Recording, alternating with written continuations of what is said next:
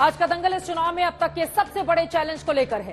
3 चरण के चुनाव गुजर जाने के बाद पहली बार राहुल गांधी ने अपनी जीत का दावा इतने जोश में किया है कि लिख कर देने को तैयार है। दरअसल इस चुनाव में पहली बार उत्तर प्रदेश के कन्नौज में महागठबंधन की साझा रैली हुई और अखिलेश यादव का प्रचार करते हुए राहुल गांधी इतने जोश में दिखे कि उन्होंने प्रचार मंच से कई बार कहा कि लिख कर ले लो, बीजेपी हार रही है। उधर पीएम मोदी भी महाराष्ट्र में कह रहे हैं कि लिख कर रख लीजिए, जब तक मोदी जिंदा है पिछड़ों, दलितों, आदिवासियों का आरक्षण मुसलमानों को नहीं मिलेगा। चुनावी लड़ाई में इस लिखित दावों के पीछे क्या आधार है, ये तो राजनेता ही बताएंगे। लेकिन तथ्य यह है कि 3 चरणों में अब तक जिन 282 सीटों पर मतदान हुए हैं, उनमें 2019 में अकेले बीजेपी 163 सीटों पर जीती थी और कांग्रेस को 213 सीटों पर लड़कर सिर्फ 37 सीटें ही मिली थी। और इस बार जिन 282 सीटों पर अब तक वोट पड़ चुके हैं, उनमें कांग्रेस 193 सीटों पर चुनावी मैदान में थी।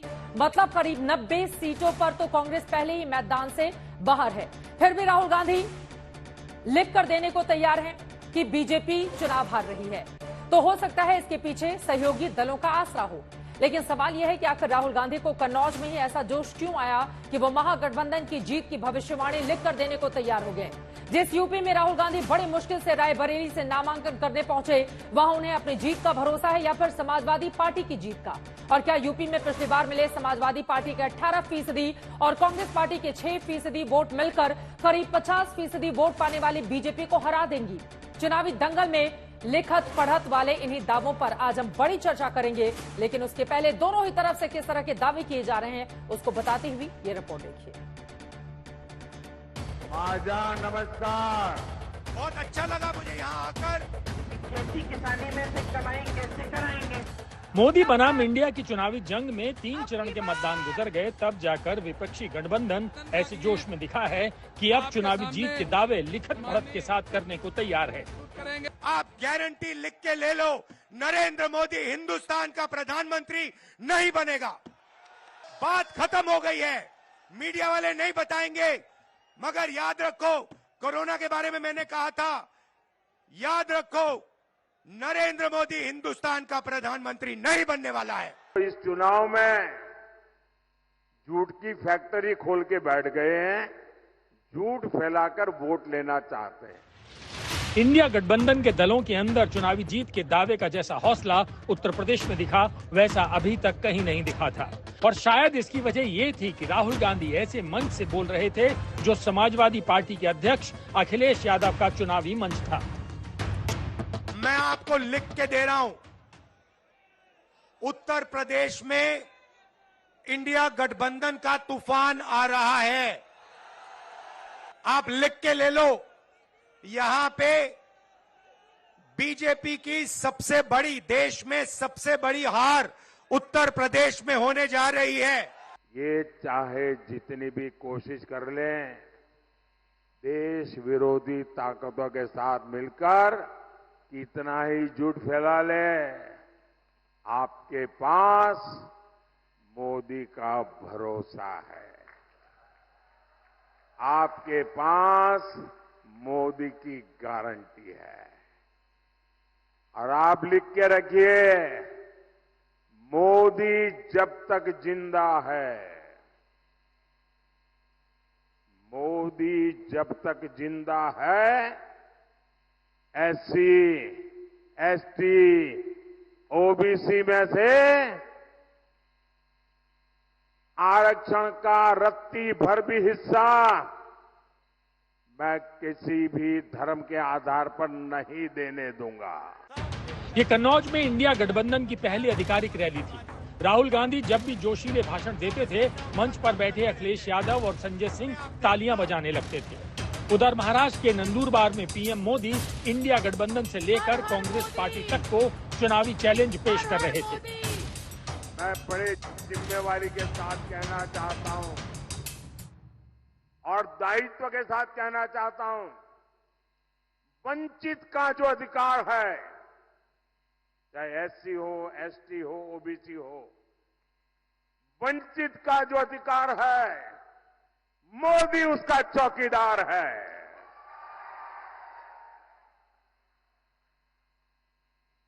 मोदी की चौकीदार में जब मोदी जैसा चौकीदार हो, किसने अपनी मां का दूध पिया है जो आपका हक छीन सकता है? मन बना लिया है, जितना पैसा इन्होंने अदानी अंबानी को दिया उतना पैसा इंडिया गठबंधन की सरकार हिंदुस्तान के गरीब लोगों को, किसानों को, मजदूरों को, बेरोजगार युवाओं को देने जा रही है।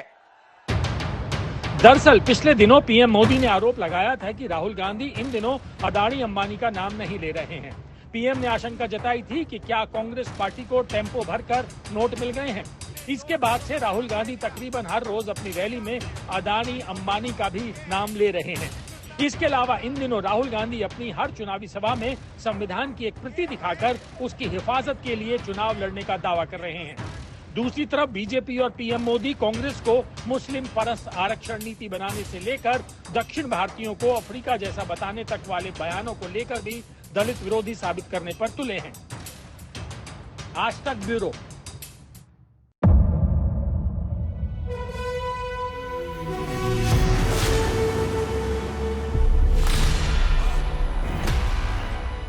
मुद्दों का मैदान, जिम्मेदारी लेंगे, तर्कों पर घमासान। क्या बताना चाहते हैं इस देश को? किससे किसकी ठनी, न्याय की नीति नहीं बनती है। किसने दी किसे पटखनी, क्या सच है जिसको छिपाने की कोशिश? खबरों की दुनिया का सबसे बड़ा अखाड़ा दंगल देखे मेरे यानी चित्रा त्रिपाठी के साथ रोज शाम 5 बजे सिर्फ आज तक पर।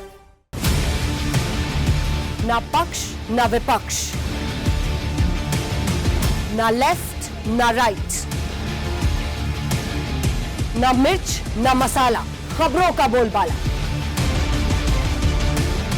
निडर निर्भीक सबसे सटीक स्पेशल रिपोर्ट सिर्फ आज तक पर।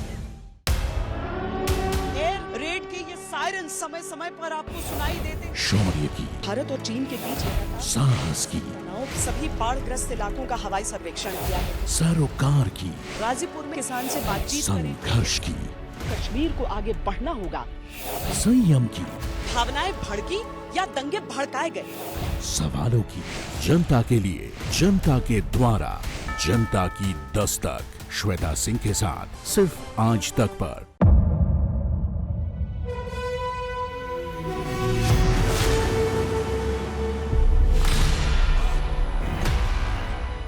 मुद्दों का मैदान, जिम्मेदारी लेंगे, तर्कों पर घमासान। क्या बताना चाहते हैं इस देश को? किससे किसकी ठनी, न्याय की नीति नहीं बनती है। किसने दी किसे पटखनी, क्या सच है जिसको छिपाने की कोशिश? खबरों की दुनिया का सबसे बड़ा अखाड़ा दंगल देखे मेरे यानी चित्रा त्रिपाठी के साथ रोज शाम 5 बजे सिर्फ आज तक पर।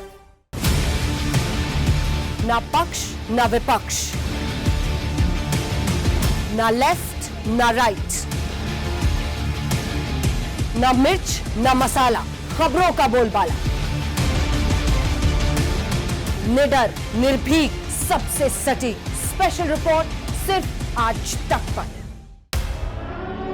एयर रेड के ये सायरन समय समय पर आपको सुनाई देते। शौर्य की, भारत और चीन के बीच साहस की, सभी बाढ़ग्रस्त इलाकों का हवाई सर्वेक्षण किया है। सरोकार की, गाजीपुर में किसान से बातचीत करें। संघर्ष की, कश्मीर को आगे बढ़ना होगा। संयम की, भावनाएं भड़की या दंगे भड़काए गए। सवालों की, जनता के लिए, जनता के द्वारा, जनता की दस्तक। श्वेता सिंह के साथ सिर्फ आज तक पर।